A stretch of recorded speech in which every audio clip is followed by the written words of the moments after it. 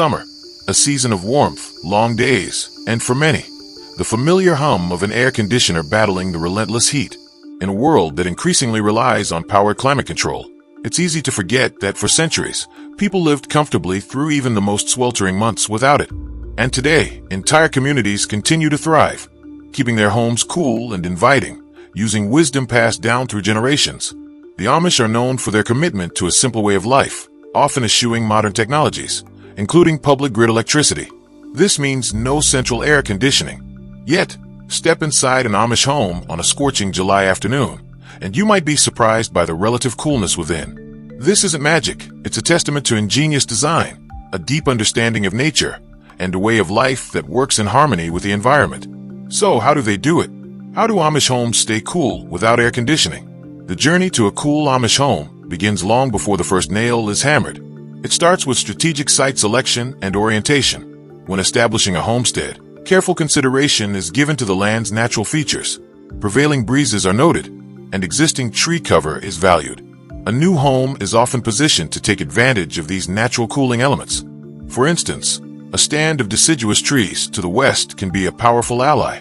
In the summer, their leaves provide dense shade against the hot afternoon sun. In the winter, after the leaves have fallen, the bare branches allow the lower-angled winter sun to passively warm the home. The orientation of the house itself is crucial. Amish builders understand the sun's daily and seasonal paths.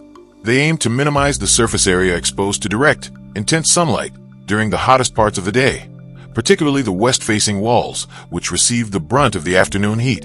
You might notice fewer or smaller windows on these aspects. Next comes the design and construction of the home itself, creating a breathable house. Amish homes are typically built with materials that interact favorably with temperature changes. Wood, a common building material, has natural insulating properties. It doesn't absorb and retain heat to the same extent as materials like concrete or steel. Siding and roofing materials are often lighter in color, which helps reflect solar radiation rather than absorbing it. Porches are a quintessential feature of Amish homes, and they're far more than just a pleasant place to sit. Wide, covered porches provide substantial shade to the walls and windows of the main house, preventing the sun from directly heating the interior. Overhangs above windows serve a similar purpose, calibrated to block the high summer sun while allowing the lower winter sun to enter. Windows are strategically placed to promote cross-ventilation. You'll often find windows on opposite sides of a room, or at least on different sides of the house. When these are opened, even a slight breeze can create a cooling flow of air through the interior. Many older Amish homes feature double-hung windows. These are particularly effective because the top sash can be lowered to allow hot air, which naturally rises, to escape, while the bottom sash can be raised to draw in cooler air from outside. The Amish have a deep, practical understanding of a fundamental principle of physics. Hot air rises. This is key to their cooling strategy. Vented attics are standard. As the sun beats down on the roof, the air in the attic heats up. Vents, often located in the gables or along the ridge of the roof, allow this superheated air to escape, preventing it from radiating down into the living spaces below. Sometimes, you might see a cupola atop an Amish barn or even a home. These aren't just decorative. They serve as effective ventilation chimneys. Below ground, basements and cellars play a vital role. The earth itself is a massive insulator, maintaining a relatively stable, cool temperature year-round. In the summer, an Amish basement can be significantly cooler than the upper floors. These spaces are not just for storage. They can become cooler retreats for tasks or even for relaxing during the hottest part of the day. By storing canned goods and produce here, the need for heat-producing refrigeration in the main living areas is also reduced. With a well-designed house, the next step is harnessing natural airflow, the art of ventilation. This is an active, daily process, not a set-it-and-forget-it system. The Amish are attuned to the daily temperature cycle. Windows and doors are typically opened wide in the cool of the late evening, throughout the night, and in the early morning, allowing the cooler night air to permeate the house and lower the temperature of the home structure itself, the walls, floors, and furnishings. Then, as the outside temperature begins to climb, windows and blinds or curtains on the sunny side of the house are closed. This traps the captured cool air inside and blocks out the incoming solar radiation. It's a simple yet effective way to maintain a more comfortable indoor temperature for several hours. This strategic opening and closing, combined with the home's design, encourages the stack effect, also known as the chimney effect. As warmer air inside the house rises, it escapes through upper windows or attic vents. This, in turn, draws cooler air in through lower openings, such as basement windows or windows on the shaded side of the house, creating a continuous, gentle circulation of air without any mechanical assistance. Another critical aspect of keeping cool is minimizing internal heat gain. Modern homes are filled with appliances that generate significant heat: refrigerators, ovens, dishwashers, computers, televisions. The Amish lifestyle naturally avoids most of these. Cooking, a major source of indoor heat, is managed carefully. Many Amish homes have summer kitchens.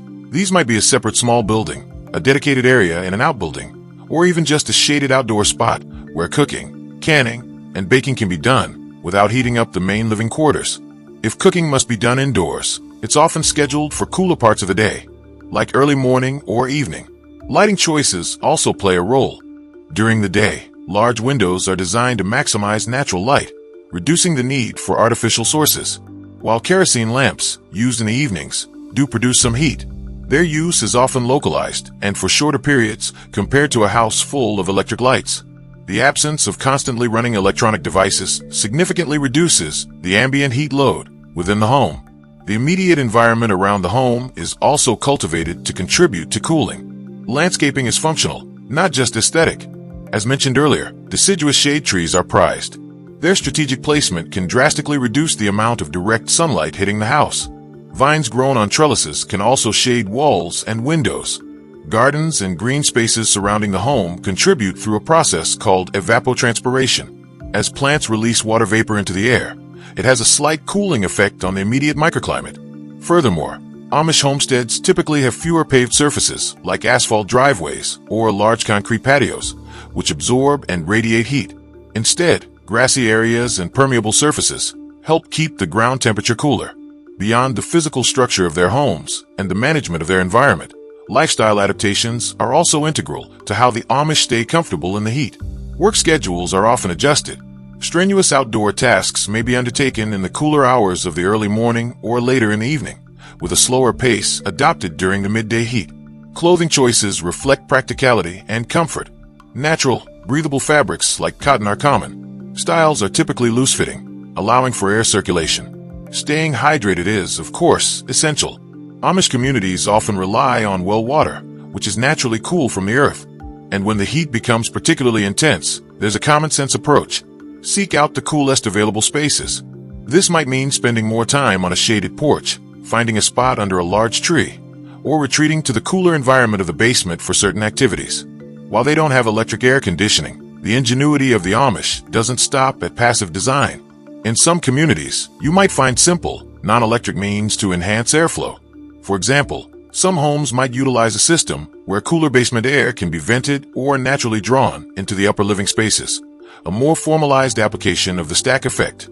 However, the primary reliance is always on the holistic system of design, ventilation, and lifestyle. It's not about a single gadget, but an integrated approach. Staying cool without air conditioning for the Amish isn't about enduring discomfort. It's a result of centuries of accumulated knowledge, intelligent design, and a lifestyle that respects and works with natural rhythms. In a world increasingly dependent on electricity, technology, and global supply chains, one group continues to live almost entirely off the grid: the Amish. With limited or no use of modern technology, Amish communities have developed unique ways to manage daily essentials: waste, water, and food. The Amish are a group of traditionalist Christian communities, best known for their simple living, plain dress, and reluctance to adopt modern technology. Originating in the 17th century from the Anabaptist movement in Europe, the Amish migrated to North America in the early 1700s to escape religious persecution. Today, most Amish live in the United States, with the largest populations in Pennsylvania, Ohio, and Indiana. They live in rural areas and generally avoid electricity from public utilities, automobiles, and other conveniences of modern life.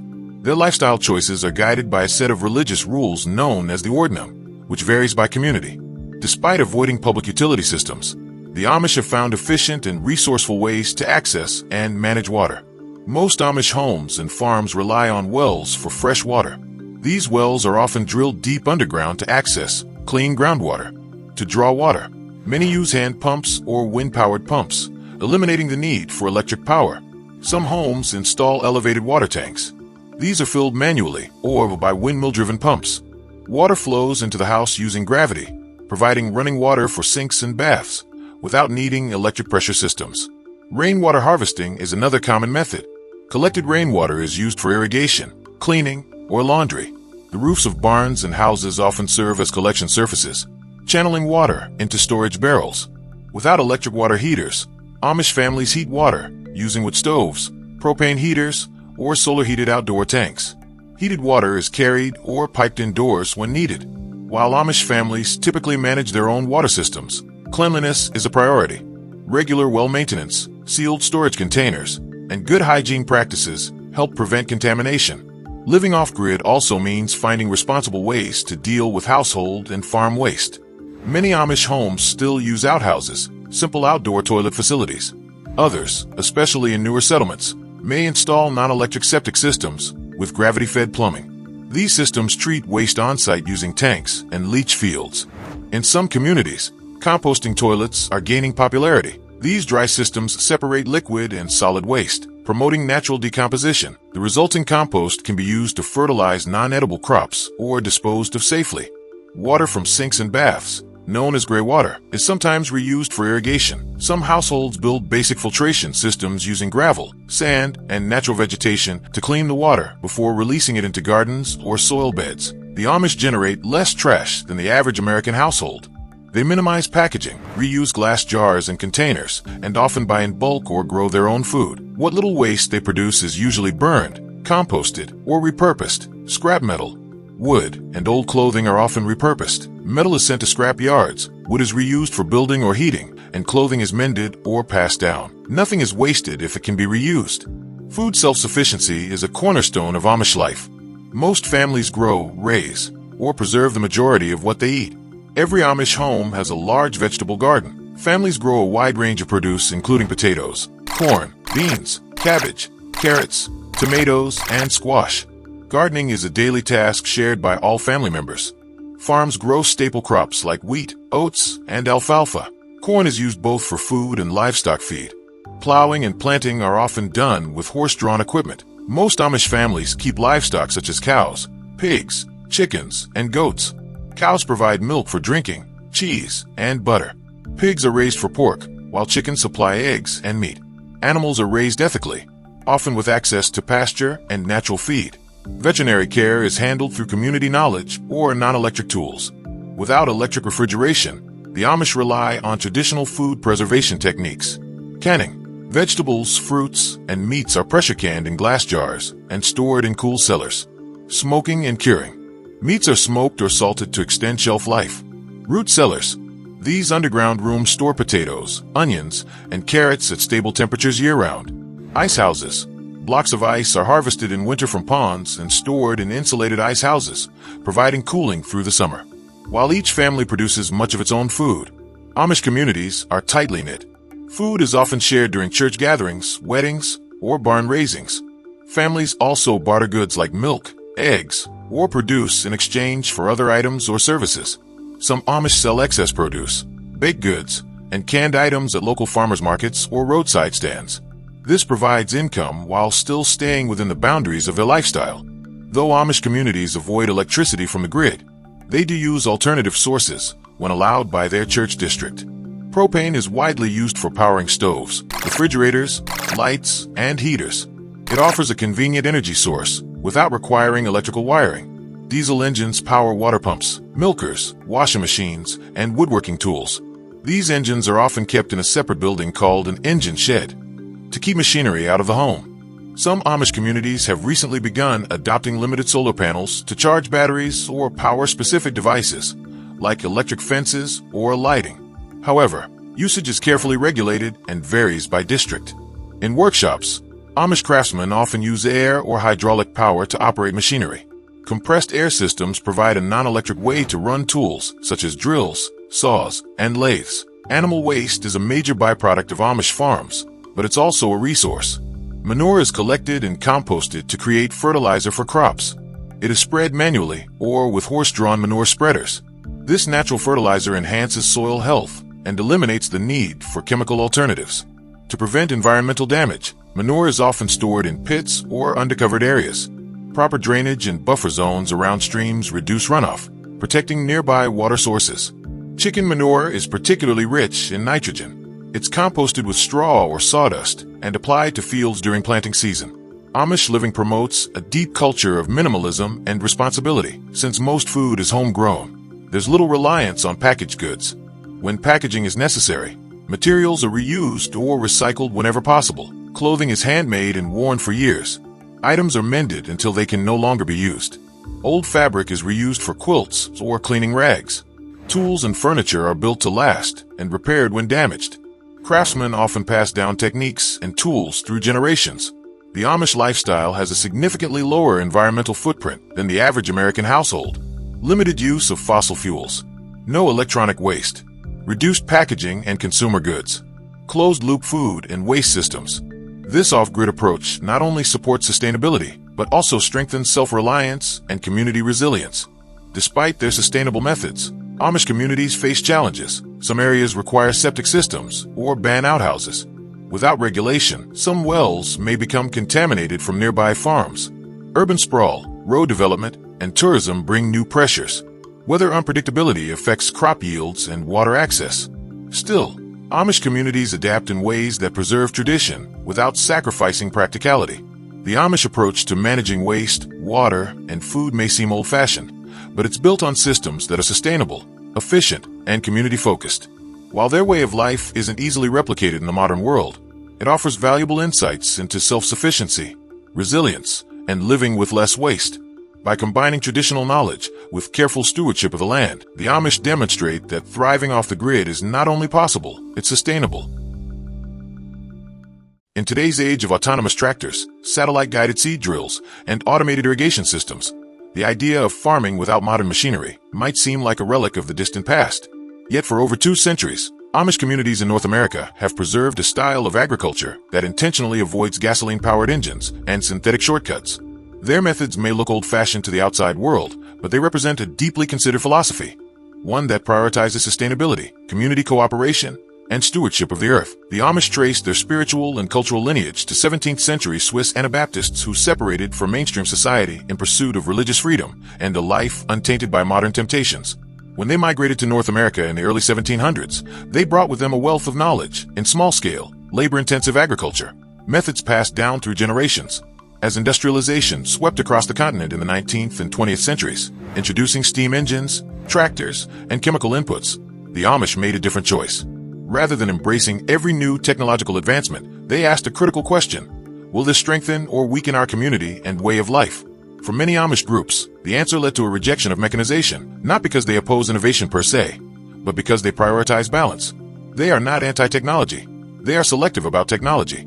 This discernment is guided by a community-specific code of conduct known as the Ordnung. The Ordnung is not a written law, but an oral tradition, a framework of guidelines that varies from one Amish district to another. It dictates everything from the style of clothing to the use of electricity and machinery. In the context of farming, the Ordnung shapes what kind of equipment can be used, how it must be powered, and even when communal labor is expected. Some communities allow diesel engines for stationary use. Others may permit solar-powered fence chargers or rubber tires under strict conditions. But the principle remains the same. Any tool or practice must reinforce community values, rather than replace them with convenience. At the heart of this approach lies the principle of Gelassenheit, a concept embodying humility, submission, and contentment. In agriculture, Gelassenheit manifests as mutual dependence, neighbors helping neighbors during harvest, families pooling labor for barn raisings, and a shared responsibility for the land. The absence of mechanization fosters a collective rhythm of life, where work is not just a means to an end, but a communal act of service and faith. In the absence of tractors, Amish farmers rely on teams of draft horses or mules to power fieldwork.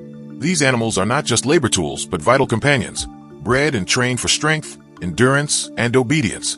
Plowing begins with moldboard plows, their steel blades turning over soil with clean precision. 4 lighter tasks, disc harrows and spring-tooth cultivators, are used to break up clumps, incorporate manure, or prepare seedbeds before planting. Fields are often walked to remove stones that could damage tools or injure horses. Timing is crucial. Amish farmers often till just after frost heaves naturally loosen the soil, maximizing aeration and minimizing compaction. This synergy between nature and manual labor demonstrates their deep understanding of seasonal cues and local microclimates. On a good day, a 4-horse team can plow up to 4 acres, depending on terrain and soil type. It's not as fast as a diesel tractor, but it's reliable, cost-effective, and quiet. A stark contrast to the roaring engines of industrial agriculture. The long-term success of Amish farms depends on a healthy, living soil. Instead of chemical fertilizers, they enrich their fields with barnyard manure, composted bedding, and green manure cover crops. After harvest, fields are often planted with mixtures of legumes and grasses, like clover, vetch, and rye, that prevent erosion, fix atmospheric nitrogen, and build organic matter. When spring arrives, these cover crops are cut and incorporated into the soil with sweep plows or discs, acting as natural fertilizers. Manure from livestock is composted in windrows, turning waste into nutrient-rich humus. Some communities rotate animals directly through crop fields to graze down residues and spread manure evenly. A low-tech, highly effective nutrient cycling strategy. This organic approach not only enhances soil fertility, but also boosts moisture retention, supports beneficial microbes, and eliminates the runoff concerns associated with synthetic inputs. Crop rotation is a cornerstone of Amish farming. A typical cycle might include oats or wheat one year, followed by corn, soybeans the next, and then 2 or more years of alfalfa or clover hay. This sequence disrupts pest and disease cycles, balances nutrient needs, and improves soil texture over time. Planning is done on paper, in farm journals, or discussed during community meetings. Since many Amish farmers cannot rely on computer models or mobile apps, they instead draw from generations of collective knowledge and seasonal observations. Coordination is key. Families may share horse teams during peak planting windows or pool tools for efficiency. Despite the lack of modern tractors, Amish farmers achieve remarkable planting precision. Corn is often sown with horse-drawn planters equipped with adjustable depth wheels and seed presses. For soybeans and small grains, gravity-fed seed drills or even hand broadcasting are used, with careful line marking to ensure uniform spacing. Seed selection is also a thoughtful process. While hybrid varieties are common, some communities maintain heritage seeds that are better suited to local conditions and allow for seed saving. Planting is synchronized with weather forecasts, shared through community newsletters or radio, ensuring fields are sown during optimal moisture and temperature windows. Weed control on Amish farms is largely mechanical. Spring-tooth cultivators uproot weeds between rows before they become established.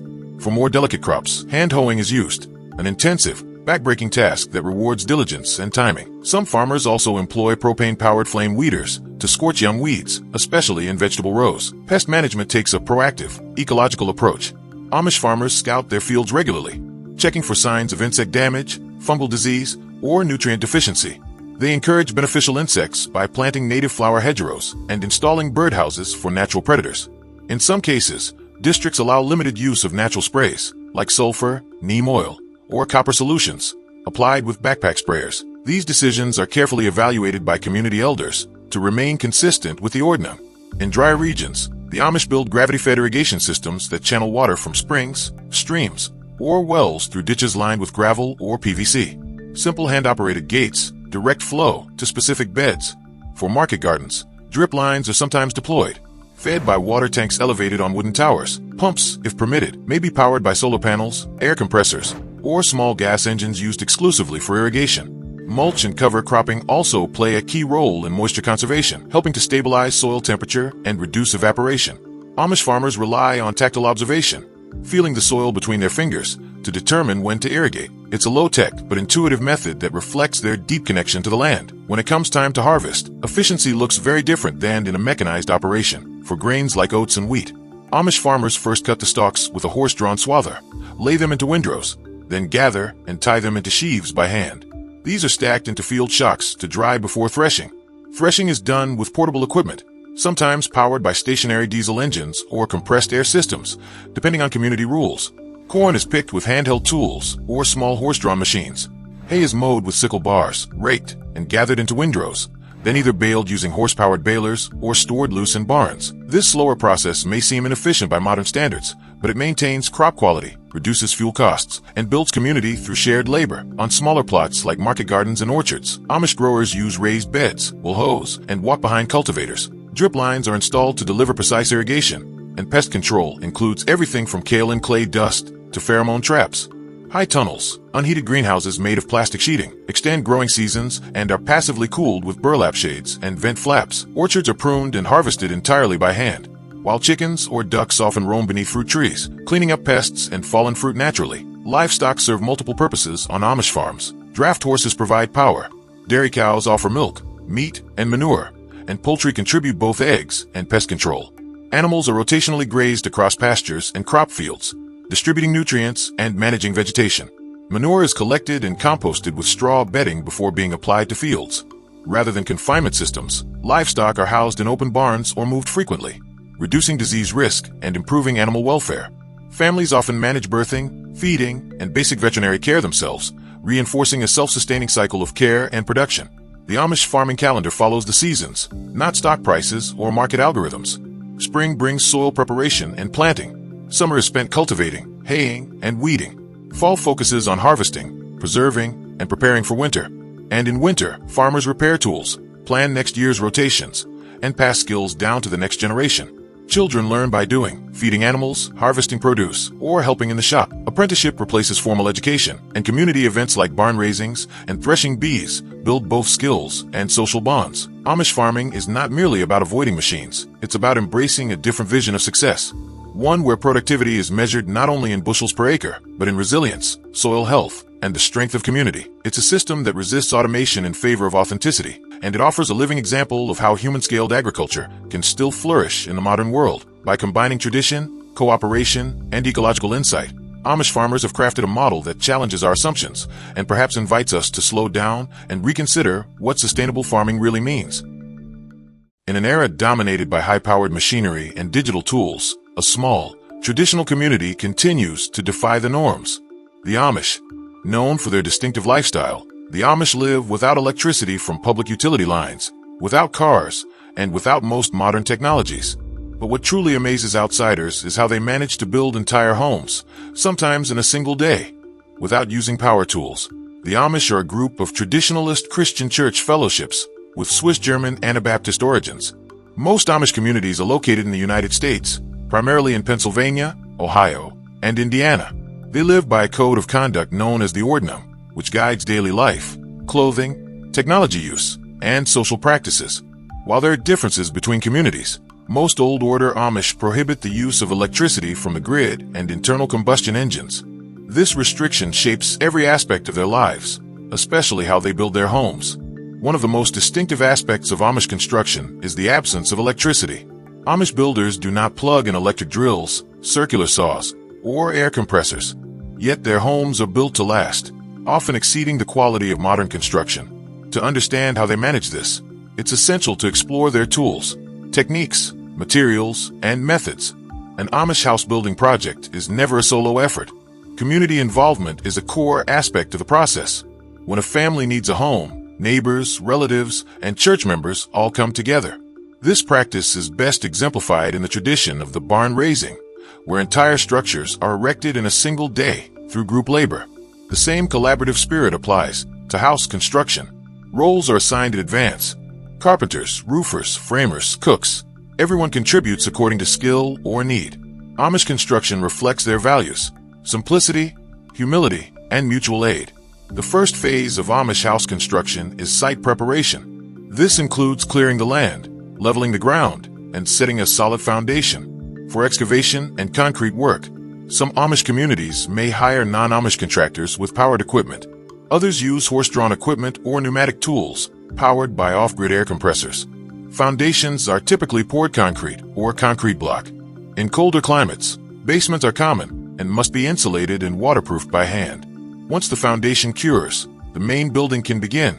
Framing is one of the most labor-intensive stages of building a house, and the Amish do it entirely without electric tools. They use hand saws, mallets, braces, augers, chisels, and framing squares. In some communities, pneumatic nail guns are powered by diesel or gas air compressors mounted on wagons, a permitted workaround under the Ordinum. Lumber is pre-measured and marked by hand. Every board is placed carefully using levels, string lines, and plumb bobs. This attention to precision ensures that the structure is sound. Within a day or two, walls are raised, floor joists are in place, and the roof begins to take shape. Installing a roof is a dangerous job, and the Amish rely on teamwork and timing. Once the trusses or rafters are installed, they move quickly to lay down sheathing, tar paper, and shingles. Hand-driven hammers are often used, although pneumatic roofing nailers are common in some districts. Metal roofing panels are also popular due to their longevity and fire resistance. These are cut using manual shears or off-grid power tools operated by air or gas. because of the scale and complexity. Dozens of men may be involved in a single roofing job, finishing it in hours. Doors and windows are often built by Amish craftsmen or purchased from suppliers who adhere to Amish standards. These are installed using chisels, hand planes, and manual drills. For siding, Amish homes frequently use natural wood boards, applied with precision and uniform spacing. In colder regions, clapboard or board and batten, siding helps insulate against the elements. All finishing work, from painting to caulking, is done manually. Brushes, not sprayers. Ladders, not lifts. Simplicity is not just preferred, it is required. Inside the home, Amish carpenters handle all framing, drywall, flooring, and cabinetry using hand tools or non-electric machines. Cabinets, for example, are built from scratch using dovetail joints and mortise and tenon construction. These techniques create strong, long-lasting joints without nails or screws. Hardwood floors are laid piece by piece, sanded manually, and finished with oil-based stains. Walls are usually painted in light, neutral colors to reflect available daylight, since electric lighting is not installed.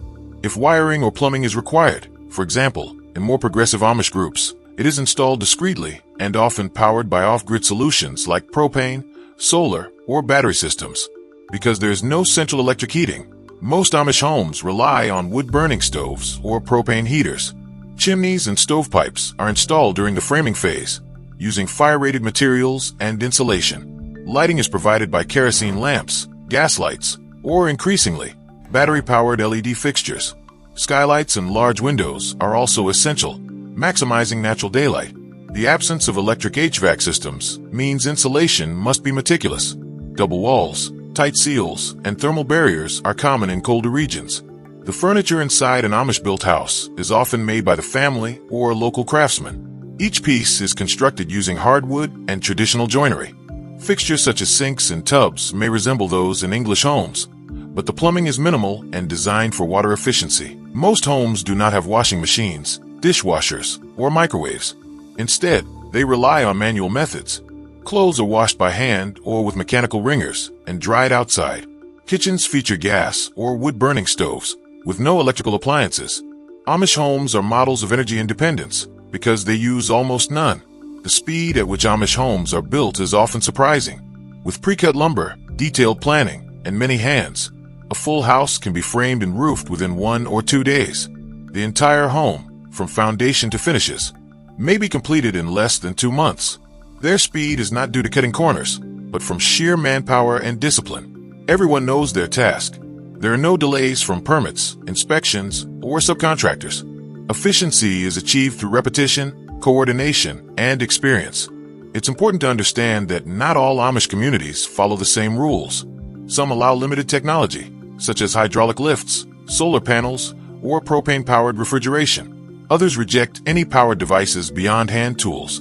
New Order Amish may use telephones, electricity from generators, or even computer-based bookkeeping in their businesses. However, homes remain low-tech. When it comes to building, the degree of permitted technology varies, but the core principle remains: simplicity, self-reliance, and separation from the world.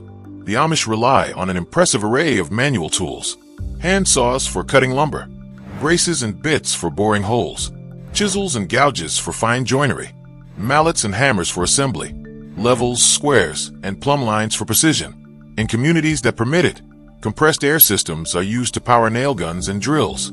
These compressors are operated by diesel or propane engines, not electric motors. Workshops are often powered by belt-driven machines run by small engines or by hydraulic systems connected to wind or water power. Their tool mastery is both practical and artistic. The Amish build without power tools because it aligns with their beliefs. Their way of life emphasizes humility, labor, and detachment from worldly conveniences. Building by hand fosters patience, cooperation, and craftsmanship. It also ensures that homes are made to be lived in for generations, not just decades. By avoiding the speed and ease of technology, they preserve skills that are nearly extinct in modern society. Their buildings are not just shelters, they are expressions of faith, community, and continuity. The Amish construction process teaches several universal lessons. Community is more powerful than machinery. Quality craftsmanship requires time and care. Simplicity can lead to durability and beauty. Manual tools, when mastered, can rival modern power tools. Independence from the grid is possible and sustainable. As interest in sustainable building and off-grid living grows, more people are looking to the Amish for inspiration. They show what's possible when tradition is combined with purpose.